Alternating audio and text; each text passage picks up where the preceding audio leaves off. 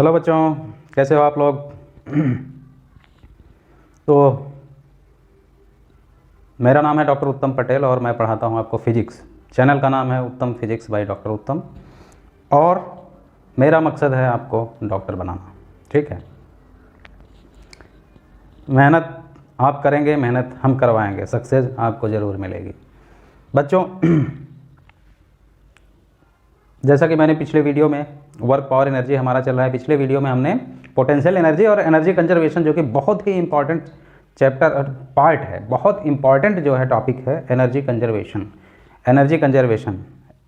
ठीक है, तो एनर्जी कंजर्वेशन पे मैंने आपको ये बताया कि दो चीज़ें मैंने मोटी मोटी बताई जो आपको पूरी तरह से समझ लेना चाहिए। अगर कहीं भी चेंज इन काइनेटिक एनर्जी होता है, ठीक है, change in kinetic energy is equal to, तो उसको मैं समराइज कर देता हूँ एक मोटे मोटे एनर्जी कंजर्वेशन में। एक चीज़ ये है, दो तरह के फोर्स मैंने बताया था, कंजर्वेटिव फोर्स होते हैं, एक नॉन कंजर्वेटिव। कंजर्वेटिव फोर्स का मतलब जैसे कोई फील्ड है, फील्ड फोर्स है, जैसे ग्रेविटेशनल फोर्स ये कंजर्वेटिव है, ये खत्म नहीं होता है। यहाँ पे कोई मास है, इसको उतने ऊंचाई कहीं भी ले गए तो वो जी वहाँ पे हर जगह लग ही रहा है mg। ठीक है, अगर किसी इलेक्ट्रिक फील्ड में कोई चार्ज रखे हो तो वो भी एक कंजर्वेटिव फोर्स हुआ। तो इस तरह के फोर्स जो है कंजर्वेटिव। स्प्रिंग हुआ, स्प्रिंग में जो इलास्टिक फोर्स होता है, इलास्टिसिटी, स्प्रिंग को खींचोगे तो उसमें एक फोर्स आएगा, छोड़ दोगे तो फिर खत्म हो जाएगा, फिर खींचोगे तो आएगा। तो ये सब जो है कंजर्वेटिव फोर्स है। नॉन कंजर्वेटिव फोर्स क्या है, जैसे फ्रिक्शन किसी को कहीं पे घसीट के ले गए, उसमें जो वर्क डन हो गया फ्रिक्शन की वजह से जो हो गया वो कंजर्व नहीं रहता है। तो इस तरह से अगर कंजर्वेटिव हो, अगर कोई भी फोर्स हो, कंजर्वेटिव हो या नॉन कंजर्वेटिव हो, तो मैंने एक चीज़ पहले जब काइनेटिक एनर्जी बताया था तो वहाँ पे बताया था कि change in kinetic energy delta के अगर कोई बोले यह किसके बराबर होता है, वर्क डन के। ठीक है, एक फार्मूला जो मैं आपको बता रहा हूँ बस इतना ही आपको याद रखना है। Change in kinetic energy is equal to work done. ये दोनों के लिए है, ये किसके लिए है, फॉर ऑल टाइप फोर्सेस। ठीक है, मतलब कंजर्वेटिव हो या non conservative. Okay, non conservative, इसमें कहीं भी कंजर्वेटिव या नॉन कंजर्वेटिव कहीं भी कोई भी वर्क डन होगा। अब जैसे कोई बोले कि भैया यहाँ एक बॉडी है, 2 kg की बॉडी है, ठीक है, 2 kg की बॉडी है। अब इस पे जो वर्क डन होगा, मान लो एक 10 न्यूटन का फोर्स लगा, म्यू बराबर मान लो 0.2 है। ठीक है, 10 न्यूटन का फोर्स लगा, यहाँ पे आ गया कितना, 5 मीटर डिस्प्लेसमेंट बाद यहाँ पे आया। अब यहाँ पे कोई पूछे इसकी वेलोसिटी कितनी होगी तो क्या बताओगे। ठीक है, तो यहाँ u बराबर 0 से चला है और 5 मीटर जाने के बाद इसकी वेलोसिटी आपको बतानी है कितना होगा। फोर्स इतना लगा था 10 न्यूटन। ठीक है, तो यहाँ पे क्या करोगे, दो फोर्स लग रहे हैं, एक ये फोर्स लग रहा है और एक फ्रिक्शन वाला फोर्स लगेगा। ठीक है, तो ये वर्क डन मतलब टोटल वर्क डन कहीं पे भी जो होगा। अब जैसे इसमें क्या हुआ, 2 फोर्स लग रहे हैं, एक ये और एक ये, तो वर्क डन एक ये करेगा और ये करेगा। तो 5 मीटर डिस्टेंस पर जाने पर वर्क डन, तो W यहाँ पे टोटल क्या होगा, टोटल, इसीलिए ये टोटल, यहाँ W जो है ये टोटल है, टोटल वर्क डन। ठीक है, टोटल वर्क डन, उसमें या तो कंजर्वेटिव हो या नॉन कंजर्वेटिव हो या दोनों हो। तो इसमें जो है आप क्या करोगे, टोटल वर्क डन। ठीक है, तो क्या होगा, 2 फोर्स काम करें, ये जो है इधर फोर्स लग रहा है और डिस्प्लेसमेंट इधर, तो मतलब म्यू mg, ठीक है, और इनटू डिस्प्लेसमेंट उधर हो रहा है मतलब 5, म्यू mg इंटू 5। ये वर्क डन जो होगा क्या होगा, माइनस में होगा, फोर्स इधर डिस्प्लेसमेंट उधर, डॉट प्रोडक्ट करोगे mu mg dot x cos 180, तो ये माइनस में ही आएगा। ठीक है, और दूसरा वर्क डन ये होगा 10 न्यूटन इंटू 5 मीटर, ये सेम डायरेक्शन में डिस्प्लेसमेंट है। तो ये क्या हो गया, वैल्यू रखो -0.2 गुणे m कितना है 2 kg, g की वैल्यू 10 इंटू 5, ठीक है, प्लस 50। तो ये कितना हो गया 4, ये -4 हुआ प्लस ये 50, तो वर्क डन कितना हुआ फाइनली 46 जूल हुआ। अब ये जो वर्क डन होगा यही चेंज इन काइनेटिक एनर्जी की। इनिशियल काइनेटिक एनर्जी क्या है, kinetic energy initial 0, kinetic energy final क्या हो गया, हाफ mv²। ठीक है, तो चेंज इन काइनेटिक एनर्जी क्या हो गया, k final minus k initial. तो k फाइनल ये हो गया हाफ mv² माइनस 0। ठीक है, ये किसके बराबर होना चाहिए, W टोटल के, W टोटल। ठीक है, यानी कि half mv² is equal to होना चाहिए 46। ओके बेटा, तो यहाँ से v² कोई पूछे v² बराबर तो 2 × 46/m ये हो जाएगा, वैल्यू रख दो। तो 2 × 46/2 ये कट गया, 46 आया, v², तो v इज इक्वल टू √46। ठीक है, तो ये हो गया। वेलोसिटी यहाँ पे कितनी होगी ये, तो हमारा कहने का मतलब हुआ है कि चेंज इन, तो ये इसमें देखो कंजर्वेटिव फोर्स हो नॉन कंजर्वेटिव फोर्स हो, जिसके लिए भी हो, चेंज इन ये दोनों के लिए होता है। दूसरा मैंने पोटेंशियल एनर्जी के लिए बताया था, पोटेंशियल एनर्जी में भी सेम ऐसे ही रहता है, लेकिन यहाँ पे ये पोटेंशियल एनर्जी में जो चेंज होता है वो होता है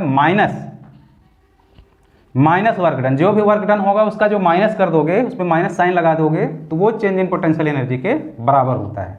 ठीक है, ये किस पे एप्लीकेबल होता है, ओनली फॉर कंजर्वेटिव फोर्स। ये खाली कंजर्वेटिव फोर्स पे, not for non conservative force. Non conservative force पे ये काम नहीं करता, ये केवल कंजर्वेटिव फोर्स पे काम करता है। वैसे भी मैंने जो बताया है, पोटेंशियल एनर्जी जो है वो पोटेंशियल एनर्जी सिर्फ कंजर्वेटिव फोर्स के ही लिए एप्लीकेबल होता है। ठीक है, तो ये काइनेटिक एनर्जी दोनों के लिए, change in kinetic energy equal to potential energy only for conservative force. अब जैसे मैं बोलूँ कि ये अर्थ से कोई बॉडी है, इसको h ऊंचाई पर ले गए, h ऊंचाई पे, ठीक है, h ऊंचाई पे ले गए तो कितना वर्क डन होगा, कितना वर्क डन होगा। ठीक है, तो वर्क डन कितना होगा बेटा, वर्क डन कितना होगा, ग्रेविटी का फोर्स किधर लग रहा है, mg नीचे की तरफ लग रहा है और ये जाओ ऊपर की तरफ रहा है, तो मैं पहले भी बता, तो वर्क डन कितना हुआ mgh, ये माइनस में होगा, mg फोर्स नीचे, डिस्प्लेसमेंट ऊपर, तो वर्क डन कितना हुआ -mgh। ठीक है, ये W हुआ। तो पोटेंशियल एनर्जी कोई पूछे, चेंज इन पोटेंशियल, नीचे पोटेंशियल एनर्जी 0 है, यहाँ पे U इनिशियल 0 है, U फाइनल जो है जो निकालना होगा, तो U फाइनल क्या हो गया, U final minus U initial क्या हो गया, चेंज इन पोटेंशियल एनर्जी, और ये किसके बराबर होना चाहिए, -W के, और माइनस ऑलरेडी यहाँ पे है, तो माइनस इंटू -mgh, तो क्या हो जाएगा +mgh। तो क्या हुआ, अगर निगेटिव वर्क डन हुआ तो पोटेंशियल एनर्जी पॉजिटिव होगी, पोटेंशियल एनर्जी अगर निगेटिव होगी तो वर्क डन पॉजिटिव होगा। और इस पर निगेटिव पॉजिटिव पे हम पिछले लेक्चर में अच्छे से समझा चुके हैं कि नेचर ऑफ फोर्स कैसा होगा, अट्रैक्शन होगा कि रिपल्सन होगा। ये दो चीज़ आपको क्लियर हुआ। अब तीसरी चीज़ मैंने जो बताया आपको, तीसरी चीज़ जो मैंने बताया, मैकेनिकल एनर्जी कंजर्वेशन। तीसरी चीज़ जो मैं आपको बता रहा हूँ,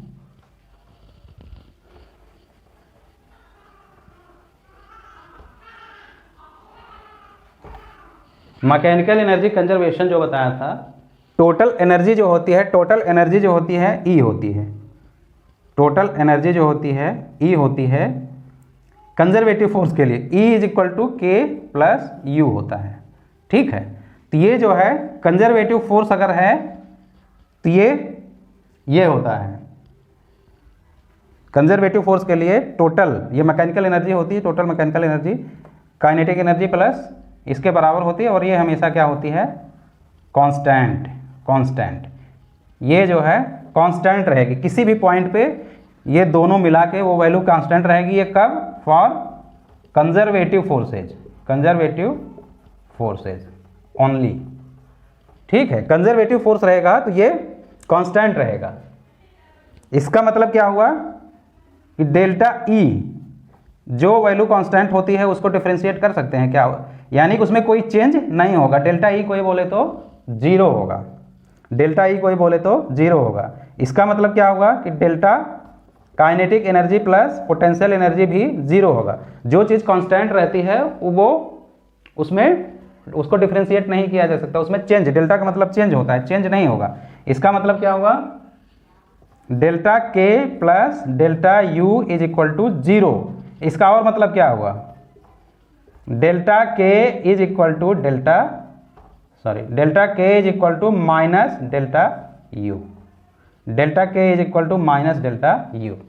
ठीक है, मतलब कंजर्वेटिव फोर्स में अगर किसी का काइनेटिक एनर्जी में जो बदलाव होता है वो पोटेंशियल एनर्जी के बदलाव के बराबर होता है, साइन नेगेटिव रहेगी। काइनेटिक एनर्जी अगर बढ़ेगा तो पोटेंशियल एनर्जी घटेगा, पोटेंशियल एनर्जी बढ़ेगा तो काइनेटिक एनर्जी घटेगा।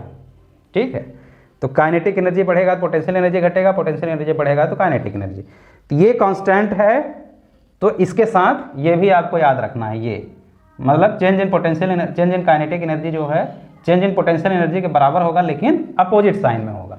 ठीक है, इसीलिए इस कंजर्वेटिव फील्ड के लिए अगर ग्राफ कोई बनाता है, ठीक है बेटा, तो पोटेंशियल एनर्जी का ग्राफ अगर ऐसे रहेगा तो काइनेटिक एनर्जी का ग्राफ कैसे रहेगा, ऐसे। ठीक है, ये काइनेटिक एनर्जी का है, ये पोटेंशियल एनर्जी का है।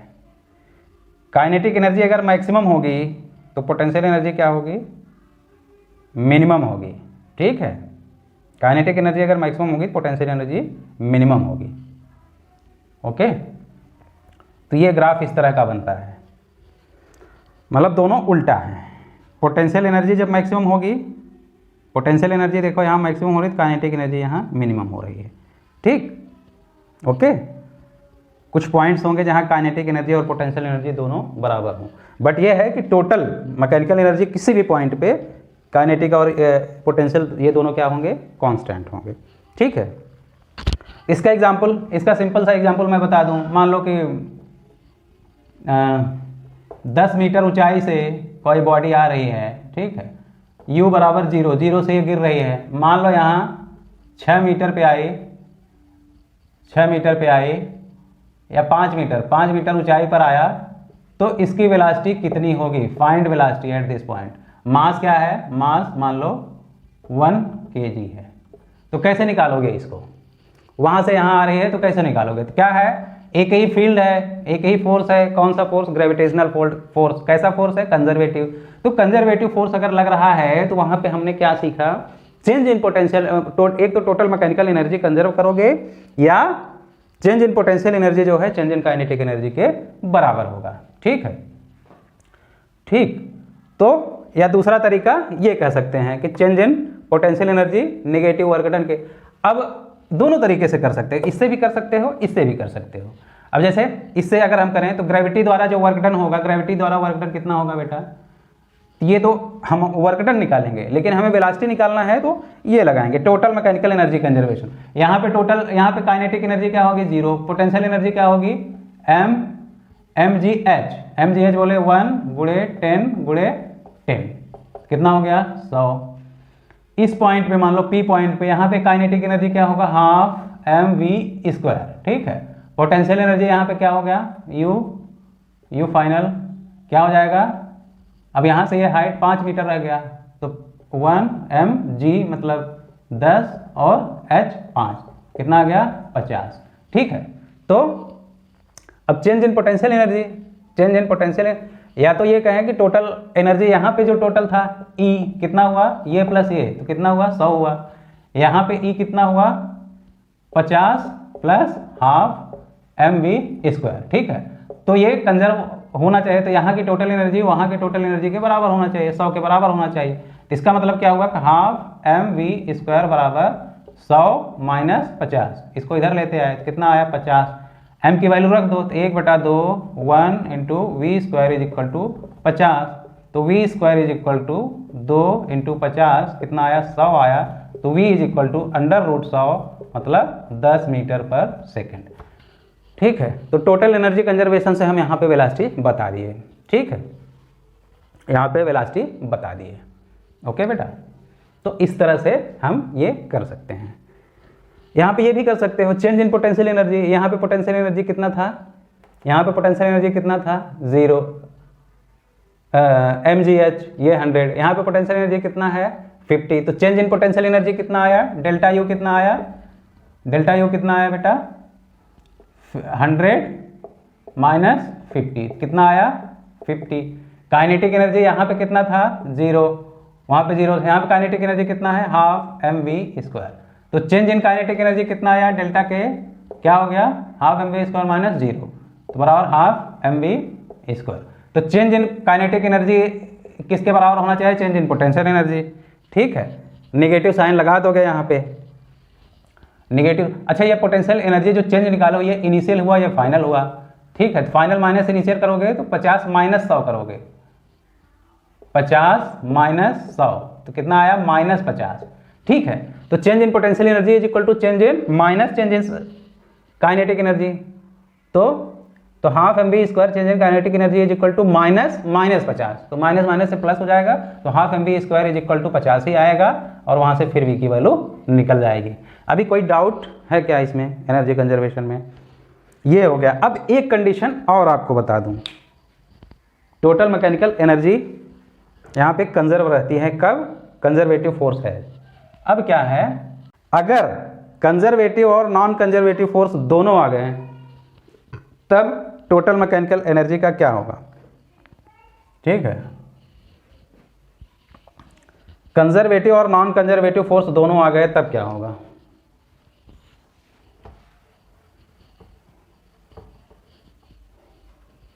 साफ कर दूं, याद रहेगा, साफ कर दूंगा। अगर आप को कुछ होता है वीडियो को थोड़ा पीछे कर लेंगे। Kinetic energy change in kinetic energy conservative non conservative दोनों के लिए है। वर्क डन जो टोटल होगा चेंज इन पोटेंशियल एनर्जी इसी तरह से जो होता है वो कंजर्वेटिव के लिए होता है, उसमें माइनस वर्क डन के बराबर होता है। और उसी कंजर्वेटिव फोर्स के लिए ये भी आप कर सकते हो, टोटल मैकेनिकल एनर्जी जो होता है kinetic energy plus potential energy ये हमेशा हर पॉइंट पे कांस्टेंट होता है, यानी इसमें बदलाव 0 होगा। मतलब delta K plus delta you 0 होगा, यानी delta K is equal to minus delta U होगा। ठीक है, और एक पॉइंट और बताते हैं आपको। अब जहां पे कंजर्वेटिव और नॉन कंजर्वेटिव दोनों फोर्स हैं, ठीक है, conservative and non conservative force. ठीक है, तो यहां पे क्या करोगे, यहां पे अब ये है खाली कंजर्वेटिव होता तो हम बोलते हैं कि टोटल जो मैकेनिकल एनर्जी है इसको हम कांस्टेंट बोलते थे, U प्लस के इज इक्वल टू कांस्टेंट होता था। ठीक है, अब जब दोनों आ गए या खाली नॉन कंजर्वेटिव हो या दोनों आ गए तो अब जो है कांस्टेंट नहीं होगा। अब क्या होगा U प्लस ये is equal to not constant, not constant. इसका मतलब डेल्टा जो E होगा वो 0 नहीं होगा, ये कांस्टेंट नहीं होगा। मतलब क्योंकि नॉन कंजर्वेटिव फोर्स भी आ गया तो ये टोटल मैकेनिकल एनर्जी अब हर पॉइंट पे कांस्टेंट नहीं होगा। इसका मतलब उसमें चेंज हो सकता है। पहले अगर ये खाली कंजर्वेटिव होता तो ये हर पॉइंट पे काइनेटिक और पोटेंशियल और काइनेटिक कांस्टेंट रहता है, यानी कि जो E है वो हर जगह पे सेम रहता, बदलता नहीं, यानी E में कोई चेंज डेल्टा नहीं होता, डेल्टा E बराबर 0 होता। लेकिन अगर नॉन कंजर्वेटिव भी साथ में आ गया तो ये अब कंजर्व नहीं रहेगा, मतलब डेल्टा E 0 नहीं होगा। इसका मतलब डेल्टा E यानी वहाँ पे बदलाव हो सकता है, डेल्टा E मतलब चेंज वहाँ पे हो सकता है।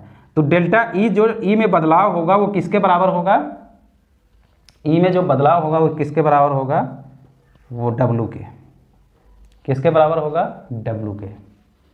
ठीक है, किसके बराबर होगा बेटा W के, work done, work done by external force, external force या जो नॉन कंजर्वेटिव फोर्स है, non conservative conservative force.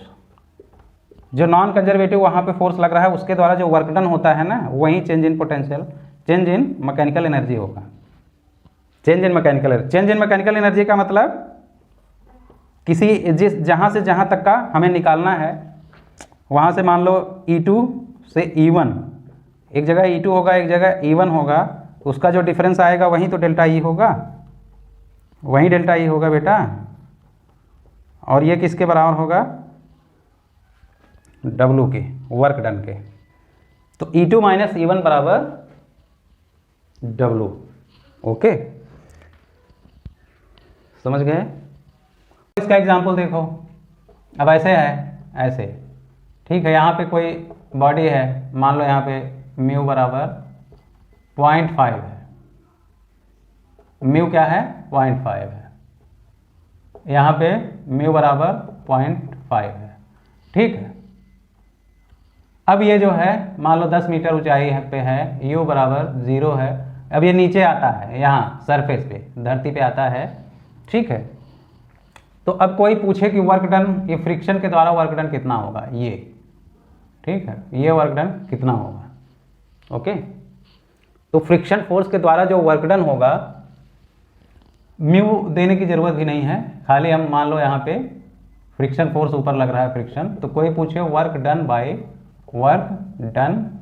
By friction क्या होगा, फ्रिक्शन के द्वारा वर्क डन क्या होगा, तो क्या करोगे।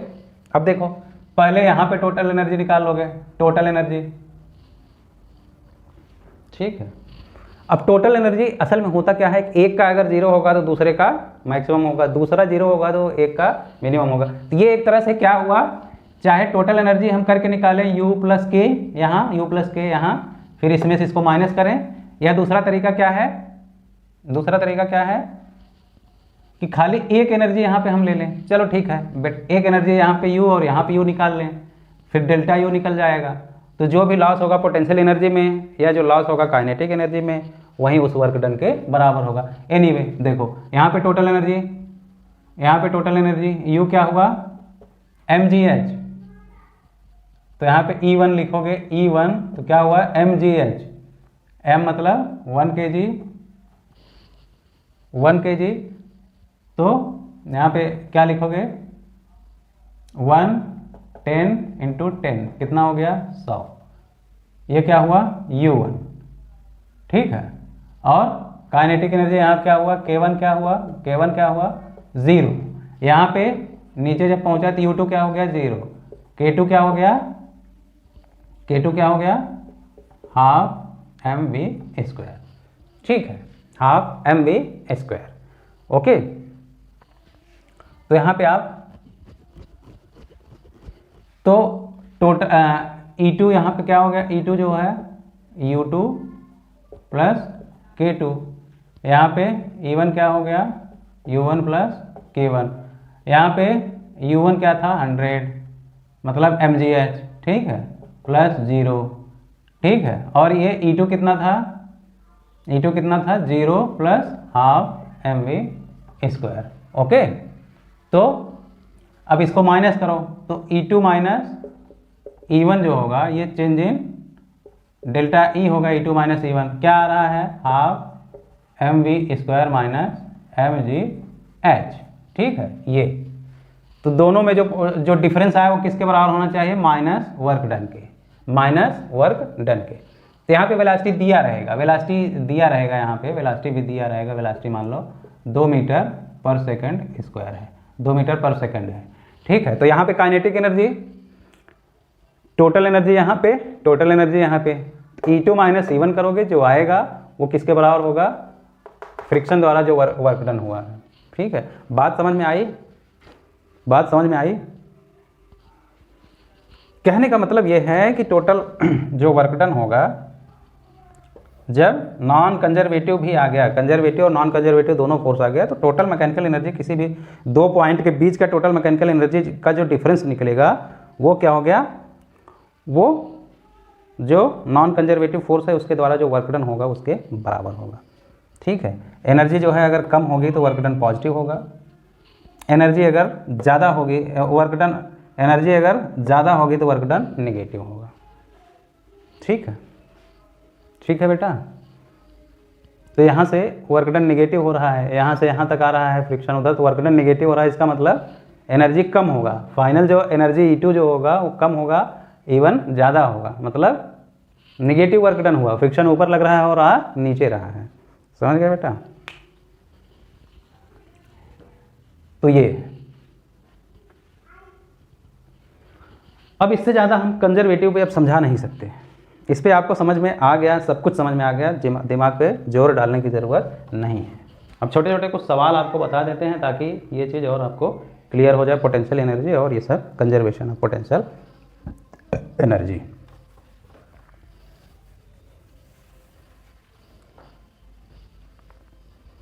ठीक है। स्प्रिंग का जो फोर्स मैंने बताया था, स्प्रिंग है, ठीक है। तो स्प्रिंग को अगर स्ट्रेच करते हो x तक, तो जो एनर्जी स्टोर होगा या जो पोटेंशियल स्प्रिंग की पोटेंशियल एनर्जी होता है वो क्या होता है, हाफ के एक्स स्क्वायर। फोर्स जो होता है वो क्या होता है, के एक्स होता है। ये दो फार्मूला तो आपको पता है, ठीक है, दो फार्मूले आपको पता है। अब एक क्वेश्चन है, कोई पूछे कि ये के क्या है, स्प्रिंग कांस्टेंट है, तो दो स्प्रिंग है, टू स्प्रिंग विद K1, एक का 4 है और दूसरे का K2 क्या है, 8 है। Okay, stretched by equal force then find ratio of x1 and x2। कितना स्ट्रेच होगा x1 पहले स्प्रिंग में और कितना स्ट्रेच होगा दूसरे स्प्रिंग में, उनका रेशियो बताना है, ठीक है। वीडियो को पॉज करो। स्प्रिंग कांस्टेंट K1 K2 दिया हुआ है, दोनों इक्वल फोर्स से, दोनों सेम फोर्स से स्ट्रेच किए जा रहे हैं, तो उनका रेशियो क्या होगा, ठीक है, रेशियो ऑफ x1 और x2। तो पहले जो वर्क डन होगा पहले में, मतलब पहले का जो फोर्स होगा क्या होगा, Kx, ठीक है, Kx1, ठीक है। तो यहाँ से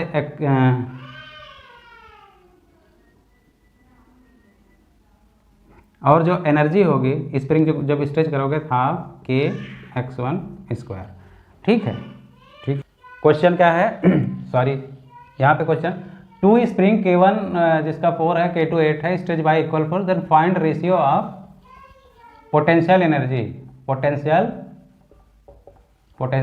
energy, elastic potential energy U1 by U2, उसका रेशियो बताना है, ठीक है। तो पहले पर फोर्स F फोर्स लगा के खींचे तो Kx1 हुआ, तो x1 इज इक्वल टू क्या हुआ, F बाई K1, ठीक है। अब इसका पोटेंशियल एनर्जी कोई लिखे तो क्या हो गया, U1 is equal to half Kx1 square, ठीक है। तो यहाँ पे क्या करोगे, x1 की जगह पे ये लिख दो, तो क्या हो गया 1/2, ठीक है, K तो है ही, F बाई K1 का स्क्वायर, तो क्या हो गया F स्क्वायर बाई 2K1, ठीक है। तो पहले की पोटेंशियल एनर्जी ये हो गई, इसी तरह दूसरे की पोटेंशियल एनर्जी क्या हो जाएगा, F स्क्वायर बाई 2K2। तो दोनों का रेशियो क्या हुआ, U1 बाई U2 कोई पूछे तो क्या हो जाएगा, ये F square by 2K1 by F square by 2K2, तो F स्क्वायर 2 तो कट जाएगा, K2 बाई K1 आ जाएगा, K2 बाई K1, ठीक है। तो U1 बाई UT क्या हो गया, K2 बाई K1 मतलब 8/4 मतलब 2:1। तो रेशियो क्या आ गया पोटेंशियल एनर्जी का, 2:1, ठीक है, इसमें कोई डाउट है नहीं। अच्छा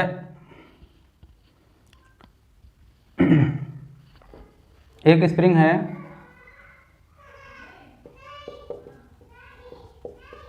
है, ऐसे पे एक मास लटका हुआ है, ठीक है, मास लटका हुआ है, इसको स्लोली आने देते हैं। पहले स्प्रिंग फ्री था, मास लगाए तो ये स्ट्रेच होके यहाँ पे स्लोली आया, ठीक है, स्लोली आया, तो यहाँ पे आके रुक गया, यहाँ पे आके रुक गया। अब क्या किए, इसको यहाँ पे लटका के झटके में छोड़े नहीं, यहाँ पे क्या किए, इसको स्लोली आने दिए, तो यहाँ पे आके रुक गया, ओके। तो अब इसको मान लो 2 मीटर आके यहाँ पे आके रुक गया, और इसको 1 मीटर स्ट्रेच करके 1 मीटर स्ट्रेच कर दिए, ठीक है, 1 मीटर स्ट्रेच किए, then find work done in stretching, stretching, W बताना है, ठीक है। पहले क्या किए, मास जो है 1 kg है, ठीक है, 1 kg का मास अटैच किए, 2 मीटर तक ये आ गया। अब इसको 1 मीटर स्ट्रेच कर दिए, स्ट्रेच खींच के कर रहे हैं स्ट्रेच, और के मान लो इसका जो है क्या है 50 है, के कितना है 50 स्प्रिंग कांस्टेंट। तो कितना होगा, वर्क डन कितना होगा, तो क्या करोगे यहाँ पे, अब देखो काइनेटिक एनर्जी है नहीं, यहाँ पे मैंने स्ट्रेच किया, पकड़ा हुआ है, तो क्या करोगे, चेंज इन जो पोटेंशियल एनर्जी है वर्क डन के बराबर होगा, ठीक है, वर्क डन के बराबर हो। ये इक्विलिब्रियम पोजीशन है, ये यहाँ पे ठीक है, यहाँ से यहाँ पे स्ट्रेच हुआ, अपने आप वेट से आया है, इस वेट से आया है, तो उस पोटेंशियल एनर्जी को हम कंसीडर, वो तो इस वेट की वजह से आया। एक्सटर्नल वर्क जब हम उसको स्ट्रेच कर रहे हैं, तो हम स्ट्रेच कितना कर रहे हैं, इतना कर रहे हैं, तो कहाँ से, यहाँ से, तो यहाँ से और यहाँ तक जो ये पोजीशन है, यहाँ तक जो चेंज इन पोटेंशियल, तो यहाँ पे पोटेंशियल एनर्जी अगर यहाँ पे क्या माने 0, तो 1 मीटर स्ट्रेच करने पर जो पोटेंशियल एनर्जी होगा वो U होगा। यहाँ पे पोटेंशियल एनर्जी U1 माने 0, और यहाँ पे U2 निकालें तो क्या होगा, हाफ के कितना है 50, और एक्स स्क्वायर कितना 1 मीटर खींच रहे हैं, ठीक है, ये U2 हुआ, तो कितना हो गया, ये 25 हो गया। तो यही वर्क डन के बराबर होगा। तो क्या करोगे, डेल्टा U ये बराबर माइनस W होता है, ठीक है। तो चेंज इन पोटेंशियल एनर्जी क्या हुआ, चेंज इन पोटेंशियल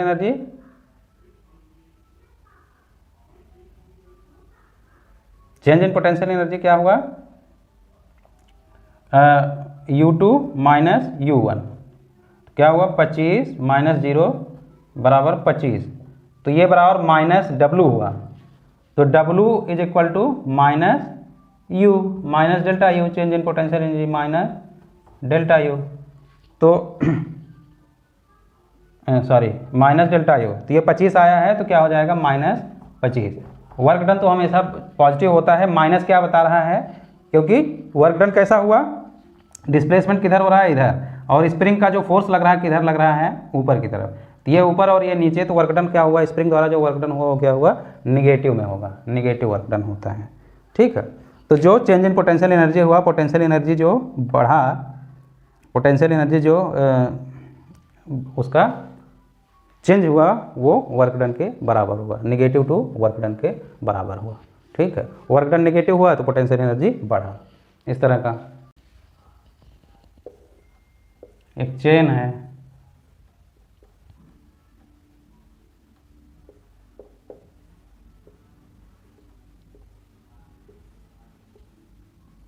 ठीक है, चेन ऐसे लटक रही है, तो ये L/2 है, L/2 मान लो लटक रही है, ठीक है, L/2 लटक रही है बेटा।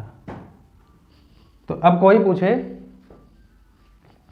चेन का लेंथ जो है L है, मास क्या है M है, ठीक है। इस चेन को, ये सरफेस स्मूथ है, स्मूथ है, स्मूथ है। अब कोई पूछे इस चेन को पूरा ऊपर खींच लिए, पूरा ऊपर खींच लिए, ठीक है, तो वर्क डन कितना होगा, पूरा ऊपर खींचने में वर्क डन कितना होगा, ठीक है। तो क्या करोगे, तो टोटल वही मैकेनिकल एनर्जी जो कहें, जैसे क्या कहें हम, डेल्टा ई बराबर जो है माइनस W के होगा। अब डेल्टा ई में क्या है, delta U plus delta K, ये होगा माइनस W। अब यहाँ पे वेलोसिटी तो कुछ दिया नहीं है, पहले भी रुका था, बाद में भी, तो ये हट गया डेल्टा के, तो खाली क्या है, delta U is equal to minus W। तो अब पहले पोटेंशियल एनर्जी, इस कंडीशन में पोटेंशियल एनर्जी कोई बता सकता है क्या, ये जो है यहाँ पे पोटेंशियल सरफेस पे अगर हम पोटेंशियल एनर्जी 0 माने, ठीक है, तो नीचे की तरफ इसका जो वेट होगा, अच्छा टोटल इसका मास, तो मास पर यूनिट लेंथ क्या हो जाएगा, मास पर यूनिट लेंथ वो निकालना पड़ेगा, क्या हो जाएगा M/L, ठीक है, M/L, ये हो गया, ओके। अब क्या होगा कि ये जो है, ये हाफ पार्ट जो लटक रहा है, तो इसका टोटल मास मतलब कहीं इधर बीच में, सेंटर ऑफ मास इधर बीच में, तो यानी कितने दूरी पर कर रहा होगा, L/4 डिस्टेंस पे, L/4 मतलब इसके आधे पर यहाँ पे कर रहा होगा। तो यहाँ पे टोटल मास अगर हम ये मान लें तो ये जो लटक रहा है उसका टोटल मास यहाँ भी इस पॉइंट पे कहीं हो रहा होगा, तो उसका मास अगर हम निकालें तो क्या निकालोगे, मास अगर निकालो तो क्या पर यूनिट लेंथ का हमें पता है m/l, और इतने लेंथ का और निकालना है, इतने लेंथ का L/2 का ये मास है इंटू L/2, तो क्या हो गया m/2। सीधी सी बात है कि जितना ये, अब ये L/2 ना कह के L/3 L/4 कुछ भी हम कह सकते हैं, तो इसका मतलब ये हुआ कि उतना, तो ये मास m/2 मास जो है इतना, और इसको पूरा ऊपर खींचने पर ये नेट जो है मूवमेंट कितना हो गया L/4 मूवमेंट हुआ, ठीक है। L/4 ये खींच रहा है, तो वर्क डन क्या होगा, वर्क डन यहाँ पे कोई बता सकता है, या पोटेंशियल एनर्जी, ये मास यहाँ पे था तो पोटेंशियल एनर्जी इसका क्या लिखोगे, यहाँ पे 0 माने हो तो यहाँ पोटेंशियल एनर्जी क्या होगा, माइनस में लिखोगे, माइनस ये mg और L/2, h यहाँ पे क्या है, अरे L/4, ये दूरी L/4 हुआ, ओके, ये L/4, L/2 तो पूरा है यहाँ से यहाँ तक, ठीक, ये हुआ, तो ये इनिशियल पोटेंशियल एनर्जी हुआ, और जब इसको भी ऊपर कर लिए तो फाइनल पोटेंशियल एनर्जी क्या हो गया, 0 हो गया पूरा, तो U1 ये हो गया और U2 क्या हो गया, 0 हो गया। चेंज इन पोटेंशियल एनर्जी क्या हो गया, U2 माइनस U1, ठीक है, तो U2 माइनस mg/L/4, ठीक है, ये छोटा m है, और छोटा m किसके बराबर है, इसके, ओके, तो क्या हो गया, और यही किसके बराबर होगा, माइनस वर्क डन के, चेंज इन पोटेंशियल एनर्जी किसके होता है, माइनस ऑफ वर्क डन के। अच्छा, m की जगह m/2 लिख दो, तो माइनस m/2g L/4, ठीक है, ये is equal to minus W, तो दोनों तरफ माइनस माइनस है तो ये हट जाएगा, तो W इज इक्वल टू क्या आ गया फाइनली, mg/L/8, ये क्या आ गया, W। तो पोटेंशियल एनर्जी पहले माइनस में थी, अभी पोटेंशियल एनर्जी 0 हो गया, इसका मतलब पोटेंशियल एनर्जी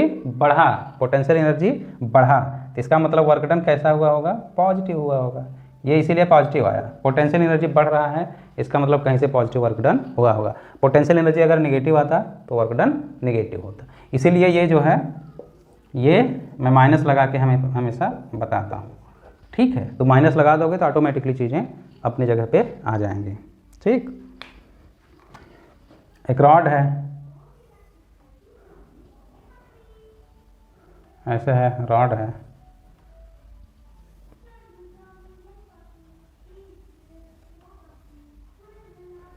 इसको ऐसे, रॉड को क्या किए, ऐसे 60 एंगल पे कर दिए, तो पहले ऐसे था, अभी 60 एंगल पे लेकर चले गए।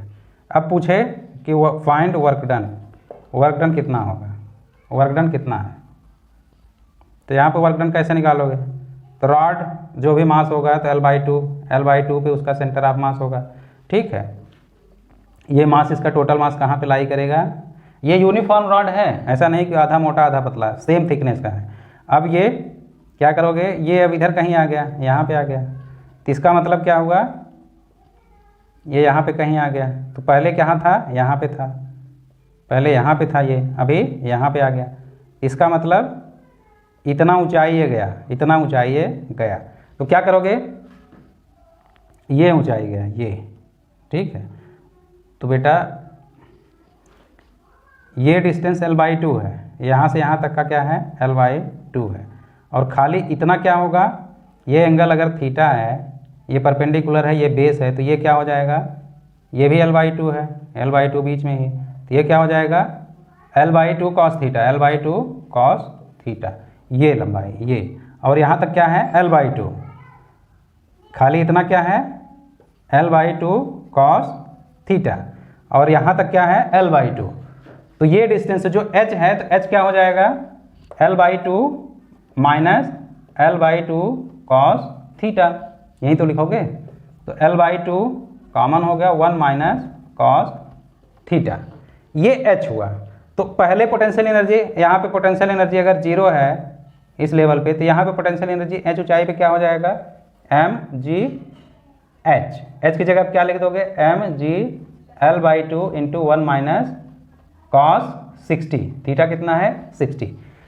ये पोटेंशियल एनर्जी। तो इनिशियल पोटेंशियल एनर्जी क्या था, इनिशियल पोटेंशियल एनर्जी क्या था, जीरो। यहाँ पे अगर जीरो लिए तो final potential energy U1 zero था, तो U2 क्या हो गया, U2 क्या हो गया, ये हो गया, U2 क्या हो गया, mgL/2 इंटू 1 माइनस cos 60। इसको और कर दो तो mgL/2 1 माइनस cos 60 की वैल्यू 1/2, तो 1 माइनस 1/2 वो भी 1/2 हो जाएगा। तो क्या हो गया,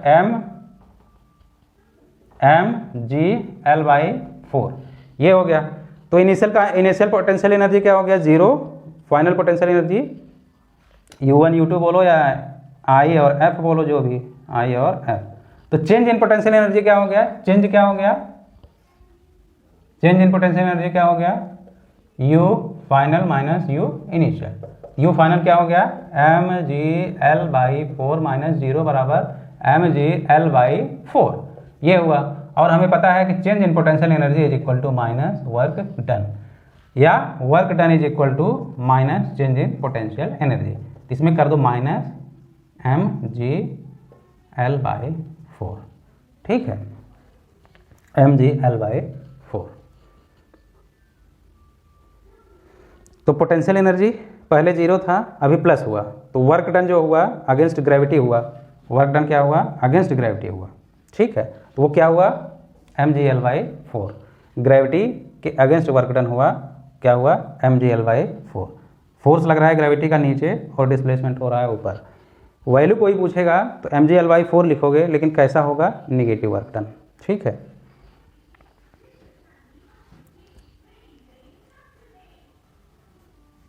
अब इसमें ये है ना कि देखो एक चीज़ आप समझ लो, ये वर्क डन, अब जैसे इसमें ये नेगेटिव पॉजिटिव में आपको कन्फ्यूजन इसलिए नहीं, मैं आपको बता देना चाहता हूँ क्या है, ठीक है। अब जैसे ये बॉडी है, ये यहाँ पे है, ठीक है। अब इसको हम ऊपर ले गए यहाँ पे, ठीक है, यहाँ पे उठा के ले गए, तो पोटेंशियल एनर्जी क्या होगा, mgH, U final U initial, U initial zero है, U फाइनल क्या है, mgH, H ऊंचाई पे ले गए। तो यहाँ पे देखो दो, एक तो क्या हुआ, ग्रेविटी का फोर्स नीचे की तरफ काम कर रहा है और H ऊंचाई पे, इसमें दो फोर्स हैं, ठीक है। तो जो ग्रेविटी वाला है, ठीक है, अब देखो ये ऊपर गया है, इसका मतलब ऊपर हम कुछ फोर्स लगा के उठा के ले गए होंगे, तो हम एक फोर्स ऊपर लगा के ले गए होंगे ना। तो अगर कोई पूछे कि मैंने कितना वर्क डन किया, तो क्या लिखोगे, F इंटू एच, जो भी हुआ, ठीक है।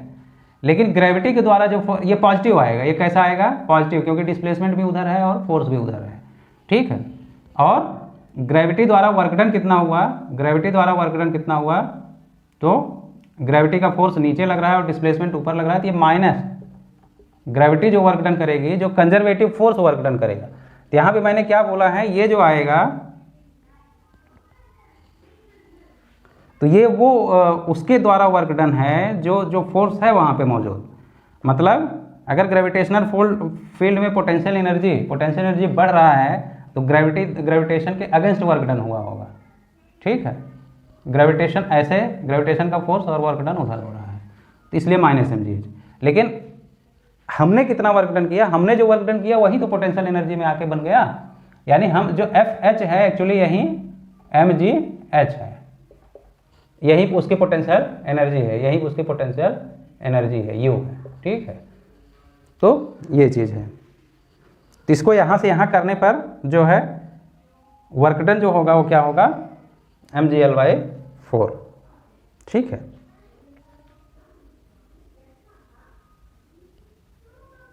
पोटेंशियल एनर्जी बढ़ा तो वर्क डन क्या होगा, निगेटिव होगा, अगेंस्ट ग्रेविटी होगा। ये पूछे, अब इसमें कोई पूछे कि मैंने कितना वर्क डन किया, तो मैं जो वर्क डन करूंगा उतना ही होगा, लेकिन वो पॉजिटिव होगा, ठीक है, एक्सटर्नल फील्ड। लेकिन जो वहाँ पे ग्रेविटेशनल फील्ड है, उसने कितना वर्क डन किया, तो उसने नेगेटिव वर्क डन किया, उसके द्वारा नेगेटिव वर्क डन हुआ।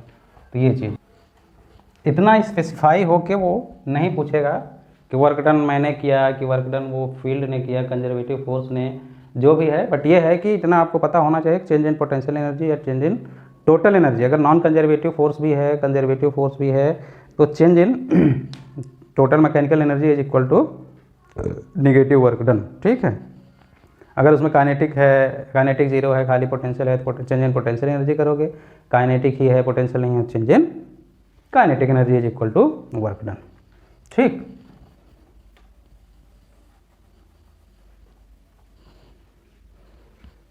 ठीक है बेटा। तो यहाँ पे इतनी चीज़ें। अब मैं जो है, अब नेक्स्ट पार्ट है, कितना time, O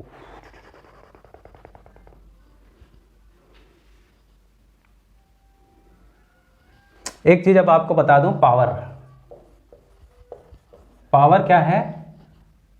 rate of work done या rate of change in kinetic energy या रेट ऑफ एनर्जी प्रोडक्शन, ये सब पावर है। ठीक है, तो पावर बेसिकली कहीं भी अगर W वर्क किया जा रहा है T टाइम में, ठीक है, तो पावर जो होता है, पावर होता है dW/dt। पावर dW/dt, ये भी स्केलर क्वांटिटी, ये भी एक तरह से पावर भी क्या है, स्केलर क्वांटिटी है। यूनिट क्या होता है इसका? वाट। वाट, या इसको क्या बोलेंगे? जूल पर second. Rate of production of energy is called watt. जैसे कोई मशीन है, मशीन चल रही है तो कितना वर्क डन कर रही है या कितना एनर्जी निकल रहा है पर सेकेंड में, पर मिनट में, जिसमें भी आपको निकालना हो तो उसको क्या बोलते हैं? वाट बोलते हैं। ठीक है बेटा, तो ये पावर के लिए होता है। तो बेसिकली यहाँ पे हम इसको ये भी कह सकते हैं delta K by delta T. Change in kinetic energy, कहीं काइनेटिक एनर्जी किसी का रेट, किस रेट से चेंज हो रहा है तो वो भी जो है एक तरह से पावर ही होगा। ओके, या कहीं पे एनर्जी प्रोडक्शन हो रहा है, जो भी एनर्जी निकल रहा है जितना जूल या वो भी हो रहा है, तो वो भी जो भी जिस रेट से भी एनर्जी का प्रोडक्शन जो भी हो रहा है तो वो पावर कहलाता है। ठीक है, अब पावर के लिए एक चीज़ आपको पता होना चाहिए, बहुत क्वेश्चन आता है।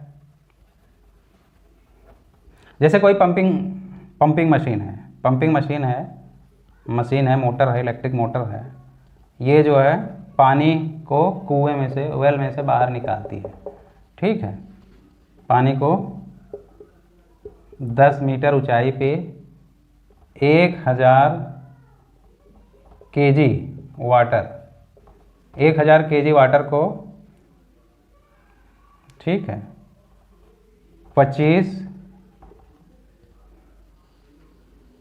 5 मिनट में 1000 kg वाटर को ये इतना ऊंचाई पर लेकर कुएं में से निकाल रही है। ठीक है, 5 मिनट में 1000 kg वाटर को 10 मीटर ऊंचाई पर निकाल रही है कुएं में से मशीन। ठीक है, मशीन। तो कोई पूछे मशीन का पावर बताओ, तो पावर, तो पहली बात तो क्या होगा? Work done. पावर बराबर क्या मैंने बताया? Rate of work done. Rate of work done मतलब dW/dt। अब पहले, और वर्क डन क्या होगा? वर्क डन क्या होगा? W is equal to change in potential energy. ठीक है, W is equal to change in potential energy. तो पोटेंशियल एनर्जी इसका देखो कितना बढ़ रहा है। पोटेंशियल एनर्जी क्या है? यहाँ पे अगर जीरो माने तो यहाँ पे इतनी ऊंचाई पर ले जाने पर पोटेंशियल एनर्जी क्या हो जाएगा? mgh। टोटल कितना? 1000। g कितना? 10। h कितना? 10। कितना हो गया? 10⁵ इतना जूल पोटेंशियल एनर्जी जो में चेंज हो रहा है, यही वर्क डन के बराबर होगा। अब देखो ये मशीन ले जा रही है, ये ग्रेविटी के अगेंस्ट, तो ग्रेविटी के द्वारा वर्क डन होता है तो हम निगेटिव में बोलते हैं, लेकिन ये मशीन, जैसे मैं ले जा रहा था ऊपर, तो ये मशीन ले जा रही है, तो मशीन जो है इतना वर्क करेगी तभी तो इतना जो उसकी पोटेंशियल एनर्जी बढ़ेगा, तो ये वर्क डन हुआ। तो चेंज इन पोटेंशियल एनर्जी जो हुआ ये work done by external force. ठीक है, एक्सटर्नल फोर्स यानी मशीन, ये कंजर्वेटिव फोर्स नहीं, नॉन कंजर्वेटिव फोर्स जो उस पर लग रहा है। ठीक है, वो ठीक। तो यहाँ पे क्या हुआ? 10 की पावर 5 जूल इतना लग रहा है। अब हमें इसका रेट बताना है, ये वर्क डन कितना मिनट में हो रहा है, 5 मिनट में, तो 1 सेकेंड में कितना होगा उसी को पावर बोल देंगे। तो dW/dt, तो टोटल 10 की power 5 divided by 5 minute, 5 minute को 5 मिनट इंटू 60 सेकेंड, सेकेंड में कन्वर्ट कर लोगे क्योंकि जूल पर सेकेंड होता है, वाट किसे बोलते हैं, जूल पर सेकेंड। तो क्या हो गया 10 टू पावर 5, ठीक है, 10 टू पावर 5 बटे 300, ठीक है बेटा। तो 2 पावर से 2 पावर कट जाएगा, 10 टू पावर 3 मतलब 1000/3 मतलब 333.33, इतना वाट मशीन का पावर होगा, ठीक है। तो मशीन की पावर, तो किसी चीज़ का पावर जो होता है वो उसके कार्य करने की दर को बताता है। अब जैसे अब आप ये है, ठीक है, आप यहाँ पे हो एक बड़ा सा बक्सा लेकर, ठीक है, चढ़ रहे हो, एक सीढ़ी, दो सीढ़ी, 3 सीढ़ी, 4, यहाँ पे पहुँच रहे हो, ठीक है, यहाँ पे लेकर पहुँच रहे हो। तो आपके द्वारा जो वर्क डन किया गया ये h ऊंचाई पे m हो गया, तो वर्क डन कितना हुआ mgh, ठीक है। तो ये आप थे और एक दूसरे भाई साहब हैं, ठीक है। तो आप जा रहे हो, ये मैन 1 है, ये मैन 2 है। तो मैन 1 जो है यहाँ से यहाँ तक जा रहा है 10 सेकंड में और मैन 2 जा रहा है 25 सेकंड में। मैन 1 10 सेकंड में सेम बॉक्स को लेकर वहाँ पे जा रहा है, मैन 1 10 सेकंड में, मैन 2 25 सेकंड में। तो किसका पावर ज़्यादा होगा, m1 का ज़्यादा है पावर, किसका पावर p1 का ज़्यादा होगा p2 से, कि p1 का कम होगा, p2 का ज़्यादा होगा। दोनों वर्क डन सेम कर रहे हैं, mgh, इतना ही भार, इतना वेट लेकर उतनी ऊंचाई पर जा रहा है, ये भी जा रहा है, वो भी जा रहा है, लेकिन जल्दी कौन जा रहा है। देखो इसका mgh/10 होगा पहले का, उसका mgh/25 होगा। तो कौन ज़्यादा आएगा, जो जिसमें कम टाइम में जो गया 2 किलोमीटर का, जैसे रेस होती है, दौड़ होती है, सब दौड़ते हैं, कितने लोग दौड़ते हैं, ठीक है। तो उसमें जो सबसे पहले वहाँ पहुँचता है वही जीतता है। क्यों पहुँचते, डिस्टेंस तो सबने बराबर डिस्टेंस कवर किया, यानी सबने वर्क डन सेम किया, लेकिन जो जल्दी पहुँचा, कम टाइम में पहुँचा, उसको अवार्ड दिया जाता है। इसका मतलब वो ज़्यादा पावरफुल हुआ, इसका मतलब उसका पावर ज़्यादा है। तो पावर, तो किसी चीज़ का पावर का मतलब अगर होता है, पावर अगर बोला जाए तो इसका मतलब उसका रेट ऑफ वर्क डन या रेट ऑफ एनर्जी प्रोडक्शन ज़्यादा होता है, ठीक है बेटा। अब देखो पावर पे मैं, अब तो पावर इज इक्वल टू क्या हुआ, dW/dt, ठीक है। dW क्या होता है, F.ds, यही तो, बाई dt, तो क्या हो गया F.ds/dt, मतलब F.v, ये भी तो हो गया F.v। किसी पर 5 न्यूटन फोर्स, किसी बॉडी पर 5 न्यूटन फोर्स लगा है, उसकी वेलोसिटी जो है 2 मीटर पर सेकंड हुई, तो वो क्या हो गया Fd। तो पावर का एक और फार्मूला क्या निकल आया, P is equal to F.v, ठीक है। ये डॉट प्रोडक्ट है, वेलोसिटी और फोर्स वेक्टर का डॉट प्रोडक्ट है, ठीक है। अब ऐसे कई बार ऐसे दे दे, एक बॉडी पे फोर्स लग रहा है 2I + 3G, ठीक है, उसका वेलोसिटी दिया है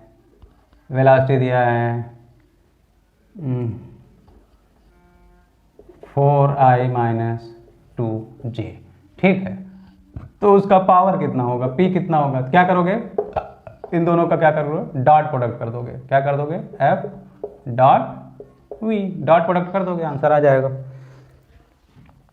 कोई मशीन है, मान लो कोई आप गाड़ी है, कार है, ठीक है, कार है, इस पे इंजन की एक पावर होगी, इंजन का पावर जो है कांस्टेंट पावर पे चल रहा है, तो उसका कुछ वेलोसिटी, पावर मान लो इंजन का P है, P क्या है, कांस्टेंट है, तो उसकी वेलोसिटी और उसका डिस्प्लेसमेंट टाइम के साथ कैसे बदलेंगे ये हमको बताना हो। तो जैसे हम पावर क्या है, यहाँ पे पावर क्या है, कांस्टेंट है, पावर चेंज नहीं हो रहा है। तो पावर इज इक्वल टू क्या लिखेंगे, P is equal to F dot V, ये लिखेंगे। ठीक है, तो मैं एफ वी लिख दे रहा हूँ। अब बार बार वेक्टर फॉर्म में लिख लूँ, एफ इंटू वी। एफ को क्या लिखेंगे, एम ए इंटू वी। ठीक है, एम ए को क्या लिख देंगे, d v by d t into v. ठीक है, ये पावर के बराबर है। तो यहाँ से हम क्या करें, v इंटू डी वी एक साथ रखें और ये उधर लेकर चले जाएं, p by m into d t. ठीक है, तो अब इसको इंटीग्रेट कर दें तो क्या हो जाएगा, वी स्क्वायर बाई टू बराबर p by m into d t plus एक कांस्टेंट, हम जब भी इंटीग्रेशन करते हैं तो एक कांस्टेंट c रख देते हैं। ठीक है, डी टी खत्म हो गया, p into T, p into T. Okay, अब ये है कि t बराबर 0, जब स्टार्ट किए थे t 0 रखोगे तो v भी 0 आ जाएगा, मतलब स्टार्ट से है ना, ये t बराबर 0 हम स्टार्ट कर रहे हैं तो वहाँ पे वेलोसिटी भी 0 थी। अब किसी टाइम पे उसकी वेलोसिटी, तो t बराबर 0 करोगे तो v बराबर भी 0 होगा, तो उसका मतलब है c1 बराबर भी 0 होगा। ठीक है, तो c1 की वैल्यू 0 हो गई तो हम एक तरह से इसको क्या लिख सकते हैं, p by m into t. ठीक है, अब तो वी स्क्वायर अगर लिखना हुआ तो क्या लिखोगे, p बाई एम टी, 2 इधर आ गया, तो v बराबर कोई पूछे तो क्या करोगे, under root 2p by m into t. ठीक है, या इसको ऐसे कह सकते हो कि 2p बाई एम टी के पावर 1/2। ये कांस्टेंट है, p भी कांस्टेंट है, m भी कांस्टेंट है, तो एक तरह से v प्रोपोर्शनल टू क्या हुआ, t के पावर 1/2। ये क्वेश्चन पूछा जाता है कई बार।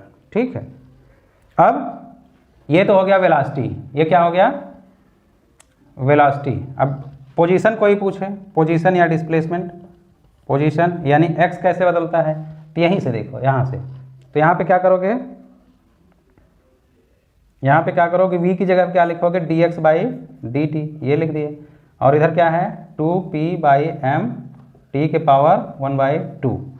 तो यहाँ से फिर dx, इसको इधर लिख देते हैं, क्या लिखें, dx, ये करोगे तो उधर चला जाएगा, 2p बाई एम टी के पावर 1/2 इंटू डी टी, यही तो लिखोगे। तो फिर से इसको इंटीग्रेट कर दो, ये जो कांस्टेंट है उसको तो बाहर कर दो, 2pm। ठीक है, इसके 1 के पावर 2 रहेगा ही, इंटू टी के पावर 1/2 इंटू डी टी, ये इंटीग्रेट कर दिए इधर, तो ये क्या आ गया, x आ जाएगा, ये तो कांस्टेंट है, कांस्टेंट वैसे ही रहेगा, 2p बाई एम पावर 1/2 और डी टी, टी की पावर हाफ, और उसमें एक डी टी और जुड़ जाएगा, तो क्या हो जाएगा, एक पावर बढ़ जाएगा, तो t के पावर 1/2 प्लस 1, और जो पावर आएगा उसी से डिवाइड कर दोगे, उसी से क्या करोगे, डिवाइड, तो कितना हुआ, 3/2, तो यहाँ 3/2 से डिवाइड कर दोगे। ठीक है, तो फिर क्या आ गया, तो x बराबर क्या आ गया, 2p बाई एम, इसके पावर 1/2 है ही, इंटू ये 2/3 हो जाएगा, और t के पावर ये 3/2। ठीक है, तो क्या हो गया, क्या हो गया, तो देखो, तो x is equal to 2p by m, इसके पावर 1/2 है ही, इंटू 2/3। ठीक है, इंटू t के पावर 3/2। ये सारी चीज़ें तो कांस्टेंट ही हैं, p भी कांस्टेंट, m भी कांस्टेंट है, तो x किस पे डिपेंड किया, x is proportional to t के पावर 3/2। उसका पोजीशन जो है वो टाइम के साथ कैसे वैरी करेगा, t के पावर 3/2। तो वेलोसिटी और पोजीशन कोई कांस्टेंट पावर अगर कहीं पे लग रहा है तो उसकी वेलोसिटी और पोजीशन जो है टाइम के साथ कैसे बदलेंगे, वेलोसिटी t के पावर 1/2 पर डिपेंड करेगा, और डिस्प्लेसमेंट उसका t के पावर 3/2 पे डिपेंड करेगा। ठीक है बच्चों, आज के लिए हमारा ये लेक्चर यहीं पे समाप्त करता हूँ। इसमें हमें पावर का भी कॉन्सेप्ट हम आपको समझा दिए, पावर में कई बार एफिशिएंसी पूछता है, मशीन की एफिशिएंसी। ठीक है, मतलब जो भी पावर है, जो भी एनर्जी है, उसका कुछ परसेंट एफिशिएंसी, कोई बोले 25% एफिशिएंट है, तो इसका मतलब जितना भी mgh हो रहा है, वर्क डन हो रहा है, उसका 25% पहले निकाल लोगे, उसमें फिर टाइम से डिवाइड करोगे, जो आएगा वो उसका पावर होगा। ठीक है, तो इस तरह से हमारा वर्क, पहले तो वर्क के कितने टाइप, कैसे क्या हुआ, फिर एनर्जी में kinetic energy, potential energy conservation, ये सारी चीज़ें, फिर हमने पावर भी पढ़ लिया और काम भर के एग्जाम्पल भी हम लगा चुके हैं। अब अगला पार्ट, अगले वीडियो में हम आपको पढ़ाएंगे कोलिजन कैसे कैसे कितने टाइप के होते हैं और कैसे कैसे कोलिजन में कंजर्वेशन एनर्जी और मोमेंटम वगैरह होता है। उसके बाद ये चैप्टर को फिर ख़त्म करेंगे और लास्ट में हम ढेर सारे अनगिनत क्वेश्चन कराएंगे वर्क पावर पूरे चैप्टर से। वो इस तरह के इतने क्वेश्चन रहेंगे जिनको करने के बाद आप लोगों से मैं हमेशा कहता हूँ कि जब भी जो क्वेश्चन वाला पार्ट मैं पिटारा लाता हूँ क्वेश्चन का 70-80 जो भी क्वेश्चन रहेंगे, इतने क्वेश्चन उसको ज़रूर आप करिए, क्योंकि ये सब थ्योरेटिकल चीज़ें आप बार बार भूल जाएंगे, आपको लगेगा कि हमें सब याद है लेकिन आप कर नहीं पाओगे। इसलिए हमेशा जब भी क्वेश्चन वाला पार्ट में कराऊं उसमें 2-2, 3-3, 4-4, कभी 5-5 लेक्चर लग जाते हैं। इतना मेहनत अगर करता हूं तो उसको ज़रूर आप करिए, क्योंकि वही आपके काम में आएगा। ओके बच्चों, मिलते हैं नेक्स्ट वीडियो में। वीडियो को लाइक करें, सब्सक्राइब करें और शेयर करें, सबको फ़ायदा पहुँचाएँ।